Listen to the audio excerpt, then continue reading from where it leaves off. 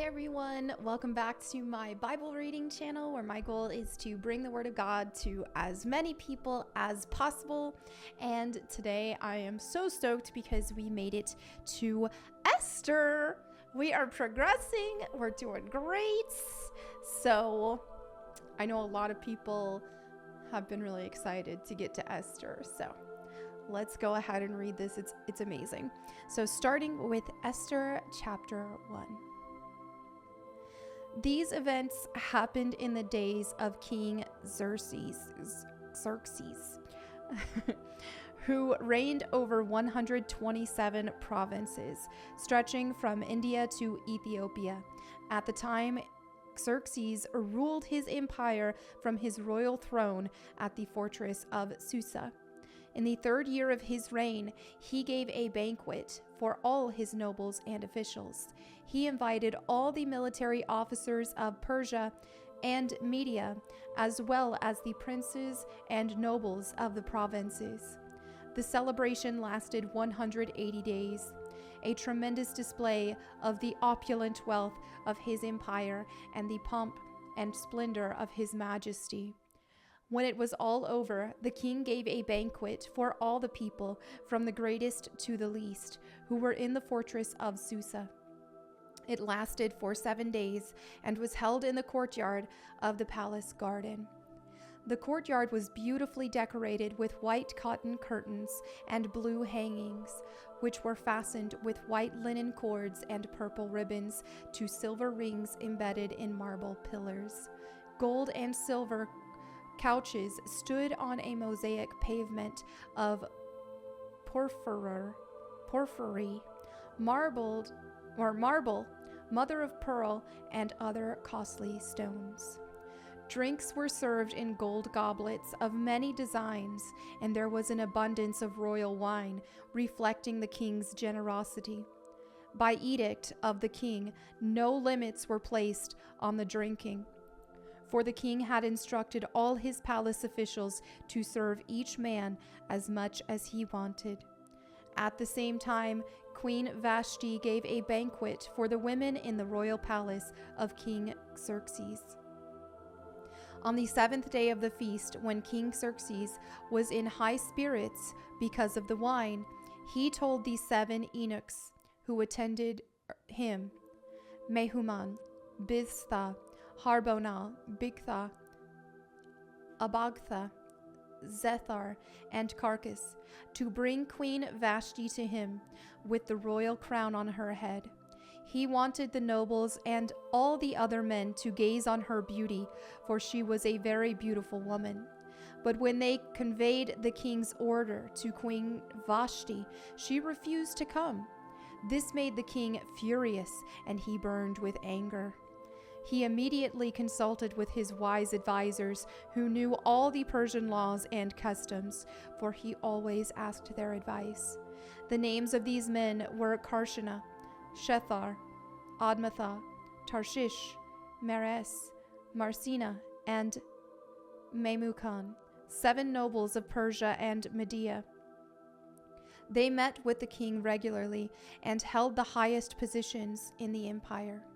"What must be done to Queen Vashti?" the king demanded. "What penalty does the law provide for a queen who refuses to obey the king's orders properly sent through his eunuchs?" Memucan answered the king and his nobles, "Queen Vashti has wronged not only the king, but also every noble and citizen throughout your empire. Women everywhere will begin to despise their husbands when they learn that Queen Vashti has refused to appear before the king. Before this day is out, the wives of all the king's nobles throughout Persia and Media will hear what the queen did and will start treating their husbands the same way. There will be no end to their contempt and anger. So if it please the king, we suggest that you issue a decree, a law of the Persians and Medes that cannot be revoked. It should order that Queen Vashti be forever banished from the presence of King Xerxes, and that the king should choose another queen more worthy than she. When this decree is published throughout the king's vast empire, husbands everywhere, whatever their rank, will receive proper respect from their wives. The king and his nobles thought this made good sense, so he followed Memucan's counsel. He sent letters to all parts of the empire, to each province in its very own script and language, proclaiming that every man should be the ruler of his own home and should say whatever he pleases. Esther chapter 2. But after Xerxes' anger had subsided, he began thinking about Vashti and what she had done and the decree he had made.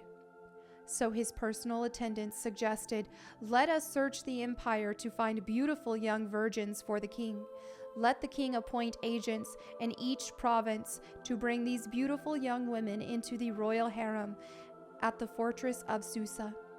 Hegai, the king's eunuch in charge of the harem, will see that they are all given beauty treatments. After that, the young woman who most pleases the king will be made queen instead of Vashti." This advice was very appealing to the king, so he put the plan into effect. At that time, there was a Jewish man in the fortress of Susa whose name was Mordecai, son of Jair. He was from the tribe of Benjamin and was a descendant of Kish and Shimei. His family had been among those who, with King Jehoiachin of Judah, had been exiled from Jerusalem to Babylon by King Nebuchadnezzar. This man had a very beautiful and lovely young cousin, Hadassah, who was also called Esther. When her father and mother died, Mordecai adopted her into his family and raised her as his own daughter. As a result, the king's decree, Esther, along with many other young women, was brought to the king's harem at the fortress of Susa and placed in Hegai's care. Hegai was very pleased with Esther and treated her kindly. He quickly ordered a special menu for her and provided her with beauty treatments. He also assigned her 7 maids especially chosen from the king's palace, and he moved her and her maids into the best palace in the harem. Esther had not told anyone of her nationality and family background because Mordecai had directed her not to do so. Every day Mordecai would take a walk near the courtyard of the harem to find out about Esther and what was happening to her.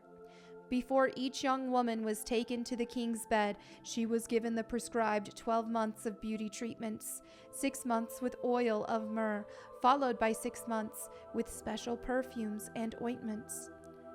When it was time for her to go to the king's palace, she was given her choice of whatever clothing or jewelry she wanted to take from the harem. That evening, she was taken to the king's private rooms, and the next morning, she was brought to the second harem, where the king's wives lived. There, she would be under the care of Shashgaz, the king's eunuch, in charge of the concubines. She would never go to the king again unless he had especially enjoyed her and requested her by name. Esther was the daughter of Abihail, who was Mordecai's uncle. Mordecai had adopted his younger cousin Esther.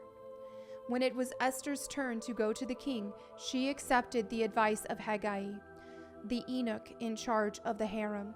She asked for nothing except what he suggested, and she was admired by everyone who saw her. Esther was taken to King Xerxes at the royal palace in early winter of the 7th year of his reign, and the king loved Esther more than any of the other young women. He was so delighted with her that he set the royal crown on her head and declared her queen instead of Vashti. To celebrate the occasion, he gave a great banquet in Esther's honor for all his nobles and officials, declaring a public holiday for the provinces and giving generous gifts to everyone.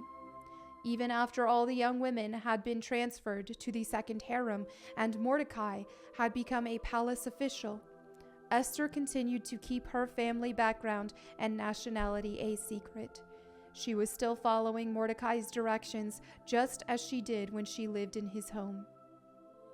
One day, as Mordecai was on duty at the king's gate, two of the king's eunuchs, Bigthana and Teresh, who were guards at the door of the king's private quarters, became angry at King Xerxes and plotted to assassinate him. But Mordecai heard about the plot and gave the information to Queen Esther. She then told the king about it and gave Mordecai credit for the report. When an investigation was made and Mordecai's story was found to be true, the two men were impaled on a sharpened pole. This was all recorded in the book of the history of King Xerxes' reign. Esther chapter 3.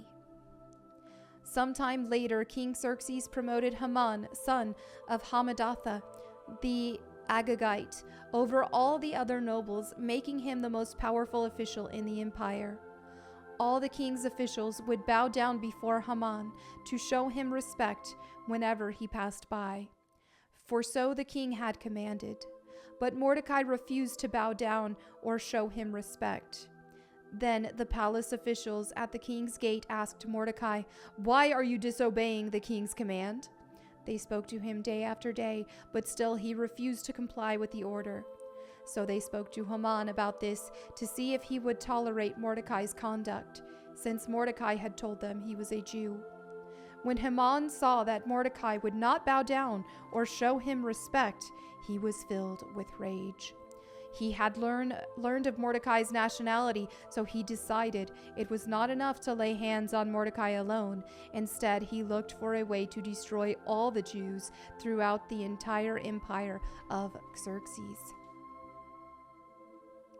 So in the month of April, during the 12th year of King Xerxes' reign, lots were cast in Haman's presence. The lots were called Purim, to determine the best day and month to take action. And the day selected was March 7th, nearly a year later. Then Haman approached King Xerxes and said, "There is a certain race of people scattered through all the provinces of your empire who keep themselves separate from everyone else. Their laws are different from those of any other people, and they refuse to obey the laws of the king. So it is not the king's interest to let them live. If it please the king, issue a decree that they be destroyed, and I will give 10,000 large sacks of silver to the government administrators to be deposited in the royal treasury." The king agreed, confirming his decision by removing his signet ring from his finger and giving it to Haman, son of the Hammedatha, the Agagite, the enemy of the Jews. The king said, "The money and the people are both yours to do with as you see fit." So on April 17th, the king's secretaries were summoned, and a decree was written exactly as Haman dictated. It was sent to the king's highest officers, the governors of the respective provinces, and the nobles of each province in their own scripts and languages. The decree was written in the name of King Xerxes and sealed with the king's signet ring. Dispatches were sent by swift messengers into all the provinces of the empire, giving the order that all Jews, young and old, including women and children, must be killed, slaughtered, and annihilated on a single day. This was scheduled to happen on March 7th of the next year. The property of the Jews would be given to those who killed them. A copy of this decree was to be issued as law in every province and proclaimed to all the peoples, so that they would be ready to do their duty on the appointed day. At the king's command, the decree went out by swift messengers, and it was also proclaimed in the fortress of Susa. Then the king and Haman sat down to drink, but the city of Susa fell into confusion. And there you have it for today's Bible reading. Thank you all so much for your fellowship. As always, if you have any prayer requests, feel free to leave those in the comments below so that myself, my prayer team, and anyone else who reads them can pray for you. And thank you so much to everybody who has been praying for me as well. Thank you all again.